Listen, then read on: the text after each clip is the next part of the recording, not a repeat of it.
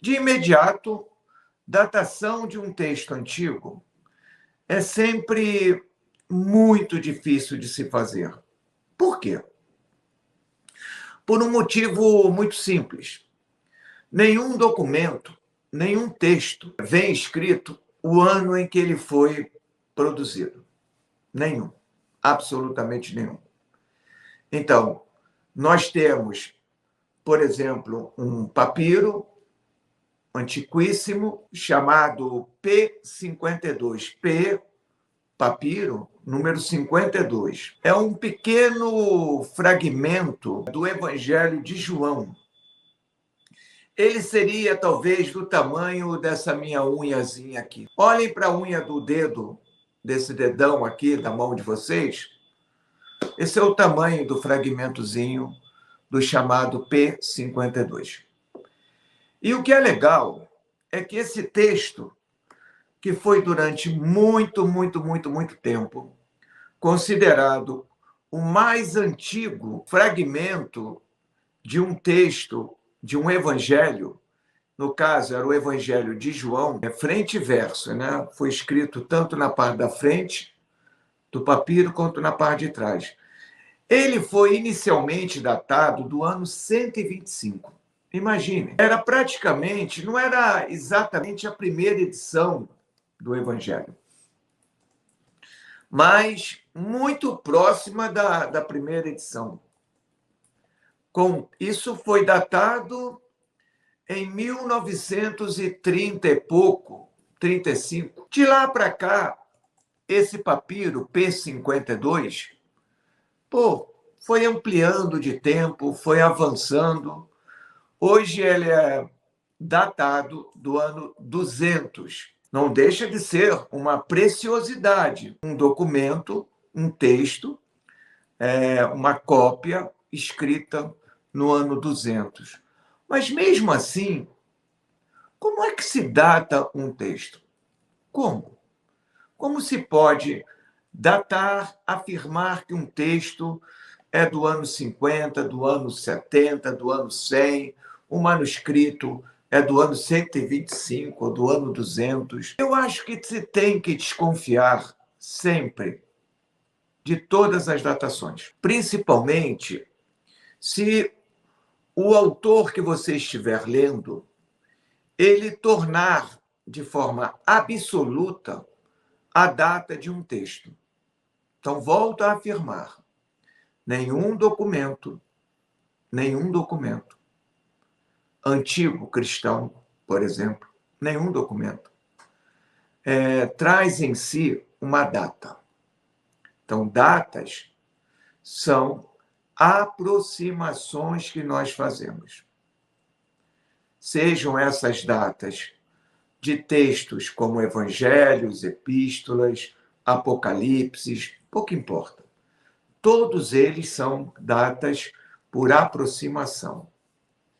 Talvez o principal critério, se nós estivéssemos trabalhando com tradições manuscritas, seria observar presenças e ausências de determinados sinais nesses textos manuscritos. Então, por exemplo, o Evangelho de João, aquele fragmento P52, ele deixou de ser um documento do ano 125, porque com o avanço dos estudos sobre tradições de escritas, de textos, de compreender, não é, as mãos de quem está fazendo cópias desses textos, percebeu que o uso de o que nós chamaríamos aqui de um apóstrofo, de uma espécie de... quando se encontram duas vogais, come-se uma e bota o apóstrofo, né? Copo de água ou copo d'água. Veja, o encontro de duas vogais, a gente substitui uma, botando um apóstrofo e fazendo a ligação delas. Isso também ocorreu nesse fragmento do papiro P52. Ele, como tinha um apóstrofo, ele foi datado, porque o apóstrofo só irá aparecer no final do século II, início do século III, só foi aparecer lá, então esse fragmento não poderia mais ser datado do ano 125, e sim do ano 200.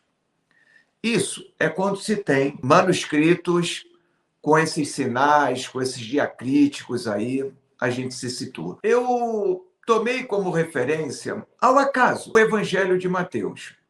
Por que nós podemos dizer, por exemplo, que o Evangelho de Mateus, muito embora as mais antigas cópias que nós temos desse Evangelho sejam datadas do século III, por que nós podemos dizer que o Evangelho de Mateus é do século I? Então, eu vou começar a mostrar um outro critério, para além de se datar um manuscrito, que é sempre difícil, um outro critério hiper, super utilizado e que nos ajuda a entender isso. Tenho aqui em mãos uma obra de Orígenes. Orígenes de Alexandria está escrevendo, na primeira metade do século III, uma obra chamada Contra Celso. Quem é Celso? Celso é um filósofo grego que, em meados do século II, ou melhor, um pouquinho depois, já no iniciozinho ali da segunda metade do século II, escreveu uma obra chamada Sobre a Verdadeira Doutrina. E foi agregado aqui um título, Um Discurso contra os Cristãos. Ela teve uma enorme visibilidade na segunda metade do século II. Era um violento ataque a toda uma tradição que falava sobre Jesus. Então, Celso, de alguma forma, escreve a sua obra e ela será respondida, pasmem, um século depois. 50, 60, 70 anos depois. Esse religioso cristão vai, então, estabelecer a crítica. Como Orígenes cita passagens inteiras de Celso, se pôde reconstruir esse livrinho de Celso aqui. Comparem um com o outro e vocês vão ver o quão fino é o texto de Celso e quão gigantesco é o texto de Orígenes. Bom, mas para vocês terem uma ideia, Orígenes está citando uma passagem. Ele cita, olha, Celso está dizendo o seguinte, e eu vou ler o que Celso estava escrevendo em meados do século II, um pouquinho depois, ali por volta de 160, 170. Apresenta-se, então, um judeu em diálogo com o próprio Jesus, com a pretensão de convencê-lo de várias coisas.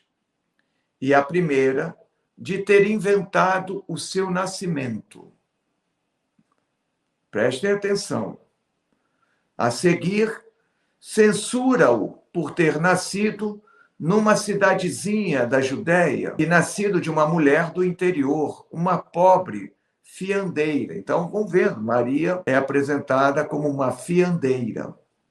E ele afirma, convencida de adultério, foi expulsa por seu marido, carpinteiro da sua condição social.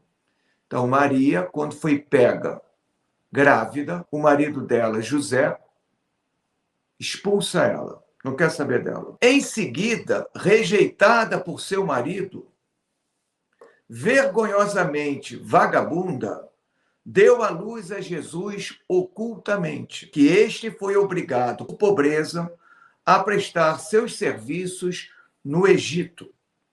Neste país adquiriu experiência, bababá, bababá, bababá. Pronto. Tem um dado aqui. Nesse texto do século II, confirmado por Orígenes no século III.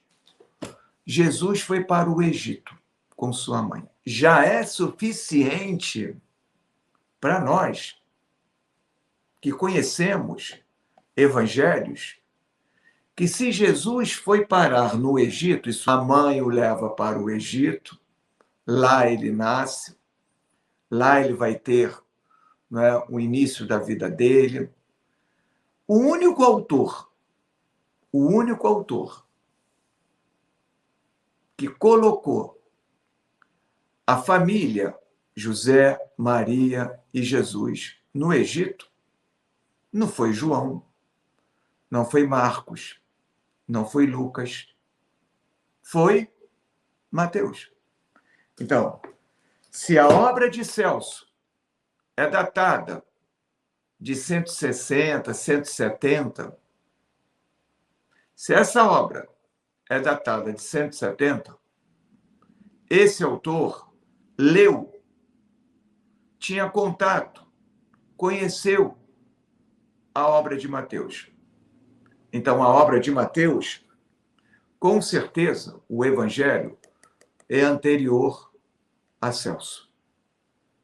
Vamos continuar escavando? Um segundo documento absolutamente importante faz parte dessa obra chamada Padres Apologetas Gregos. É Justino, um autor absolutamente fantástico, né, com duas apologias e uma obra maravilhosa chamada Diálogo com Trífon.